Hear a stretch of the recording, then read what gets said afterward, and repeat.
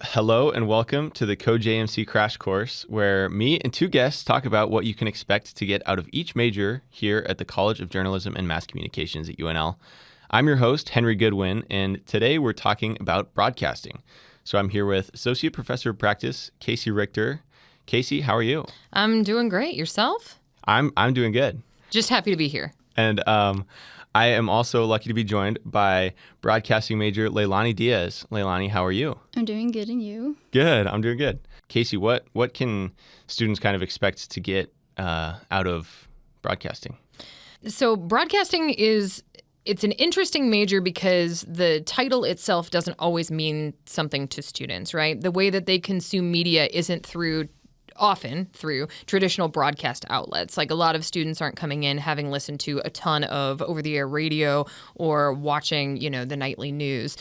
When I was a broadcasting major in my undergrad in the last century, I was more like accustomed to those traditional mediums, but students are coming in knowing about audio and video and not necessarily thinking what the connection is to this term broadcasting. So for us, broadcasting is really just about creating a message, typically using an audio or video medium, and then posting that somewhere, whether that's a traditional radio station or television station or online through like a podcast or, a video software situation like YouTube or someplace like that.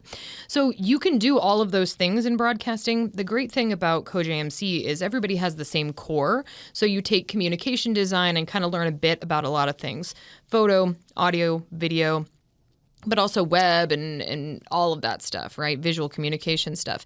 And then when students get to their sophomore, junior, senior level, then they take more advanced courses, typically in audio or video or multimedia, to be able to create those assets that we then put out over those channels. So that's the mass communications in what we do in broadcasting. And Leilany, so what kind of classes right now are you taking in broadcasting? So actually, I'm only taking my senior capstone class, but last semester I took podcasting with Kaci. That's right. It was a really fun class. I got to build my own podcast, which was a dance podcast, and I really got a lot of experience with talking with UNL student dancers and just ask them questions about like their past as a dancer and currently as they're trying to like build their own career into like the dance world. Would you say that was your favorite class? Yeah, I really like that class a lot. Like, I am sitting next to her right now. So. No, I got a lot of experience from it. Even promoting a podcast was like the best part of it. So it's more than just making the product, it's you have to market yourself. Yes. Yeah, for podcasting specifically, because if students want to go into podcasting and they want to make a podcast, that's cool, that's a hobby. But if you want to actually make money, either have a company buy your podcast or be able to have the kind of success with your podcast where you would have advertisers paying you, then we need to care deeply about who's listening, how often they're listening, and be able to show analytics that we actually have users, listeners who care about this. So a big portion of that class is promoting it too. I think as a college, we do a really great job of making stuff and not always a great job of promoting that stuff. So in that class in particular, we do sort of take that extra step. Do you think the college is making efforts to, as a whole, get better at promoting? I do think so. And I think part of that core class in communication design, and I'm always going to come back to that, not only because I'm the communication design coordinator, but because I think that's one of the misnomers about our major, that if you, or any of the majors, frankly, that if you major in ad PR, then why do I care about video? Or if I major in broadcasting, why do I care about making a poster? And the reason is because when you make the thing you want to make, your web series, your podcast, your radio show, whatever it is, we have to have a way for people to find out about it. And the only people who already know about it, probably, are your existing listeners. So we've got to find a way to break out of what you already have and then acquire new listeners, viewers, whatever that is. And those are those promotional materials. So I do think we're doing a better job with that. With a lot of our advanced classes, it's hard, though, because we make stuff and it takes a lot of time and we're asking for really advanced skill sets in Usually it's writing, storytelling, but then even just in audio, you're talking about editing, voicing, putting it all together. And by the time we're done with that, that's a lot. That's a lot in the course of a semester to get that little extra bit out at the end where we talk about that promotional piece. It's difficult. So in podcasting, it's kind of baked in along the way, whereas in something like advanced audio, we do it at the end. So what are all the classes you're teaching right now? So right now I'm doing advanced audio and then communication design. I have a couple of sections of that. In the fall, I'll do podcasting. I'll do some communication design. Sometimes I teach Broadcasting 260, which is a writing class.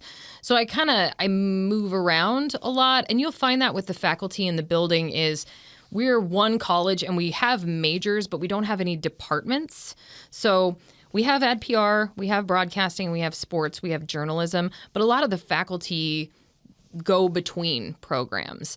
And I think that's great because students get to kind of know us all a little bit, but also because there are so many transferable skills between one and the other that it's really nice that students can see that we also go between those things. We're not just expecting them to, we have to do that as well. So,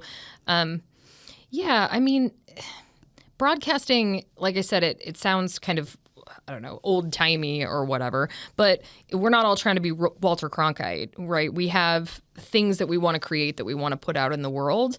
And to me, it's just the new version of that. Like podcasts aren't really that different than radio shows. Web series aren't that different than, regular television shows or any of the things that we consume on streaming. Obviously, a lot of people, when they're going into a major, they're concerned about the kind of job they're going to get afterwards. So from what you've seen from other students, what kind of jobs have you seen them get? So I think in the broadcasting major, what's cool is, yes, there's the traditional jobs. You could work at a television station. You could work at a radio station. You can really work at any newsroom if you're interested in news, because broadcasting has two majors. We have broadcast production and we have broadcast news. So it's broadcasting, the BRDC prefix for classes, but you can kind of go two routes, production or news. News follows the journalism track, really, because it's just about doing journalism, but for audio and video mediums.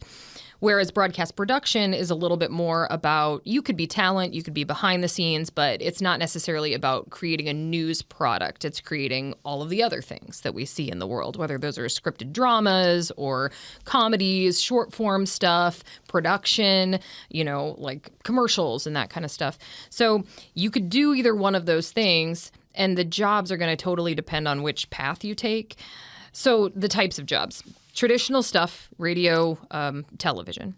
But then you could also work at an ad agency, creative services. People are going to be creating commercials, promos, public service announcements, those kinds of things, anything that needs that type of media. Then there's also a lot of stuff that we don't always think about, like those little audio bugs or motion graphics and things that we see tacked on to the media that we consume. And we don't always identify them as separate pieces, but they are. So if I'm watching a show on Netflix, that like Netflix N and that ba-bum, that's an audio marker and it's a motion graphics. And somebody had to make that. And that's not the same person that wrote that scripted drama or produced that scripted drama, direct that scripted drama. It's a totally separate thing. Same with if you're listening to a podcast from something like iHeartMedia, they have an audio marker that they play before everything. Somebody produces that. So there are certainly jobs in production, and those are all media-based jobs. But then think about every other company, pretty much everywhere, has to create media too.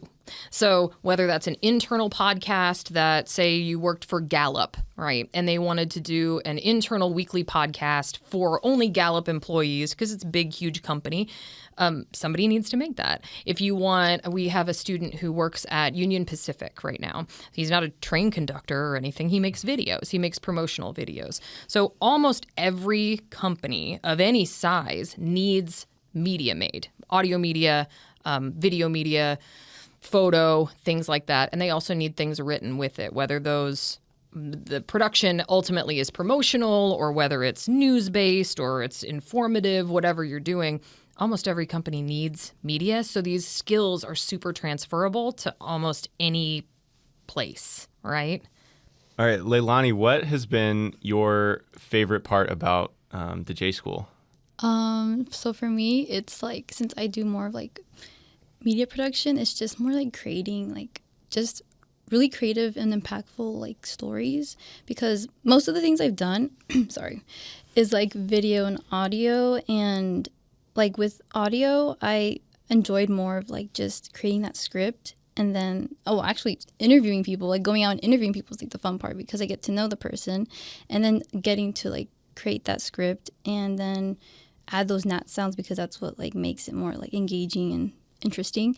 And I think that's what like makes me like more excited about being in the school, is that I get to kind of explore my creative juices. And I don't know, I'm a very creative person, so I think that's what like sparks more, is just like engaging with those like I guess like those softwares where I'm able to like create those stories. We talked about your podcast a little bit. Is there any other project you worked on that really you felt like you could be super creative and you're really proud of it? I think it's like the specialty show, like that one. Even though I wasn't able to like put like nat sounds or anything like that, I got to interview like my friend Leslie, and we talked about Latino music. And I just wanted to bring like in my culture's like music, and just kind of explore more about like different artists, because I also don't know some of the artists I put in the show. So I got to just share that to people and talk about like each artist, about like their journey and all that, and then even like add in their music. So I thought that was like a creative side of that part. It was a really good show. Yeah. Specialty shows are a lot of fun. Yeah. What kind of traits do you think make a good broadcasting student? I mean, there's the basic stuff, right? Ideally, you're going to have a good voice and be able to actually convey your point, right? Be a good communicator. But some people do behind the scenes stuff and don't really want to be behind the mic or in front of the camera. So it's not all about performance. I know for me, it's always about performance, but that's just because that's what I prefer. I think universally, curiosity is the thing. You have to always be wanting to know more, either more about the gear that you're using or more about the people you're talking to. Just you want to know more about the world, because when we stop being curious, we stop having stories to tell. So I think we're all storytellers, and broadcasters are inherently people who want to convey a particular message. Maybe that's an entertainment message, an informational message, an educational message, whatever it is. But we want to convey that to an audience. So the biggest thing is just being curious about the world around you and being able to identify where there's a gap that you can fill. And then something like Leilany, being able to say, okay, who am I and what can I bring to this space that other people can't bring to this space? So it's not just, oh, I like music and I want to do a music show. But what are you super passionate about? What do you feel like you can bring to the party?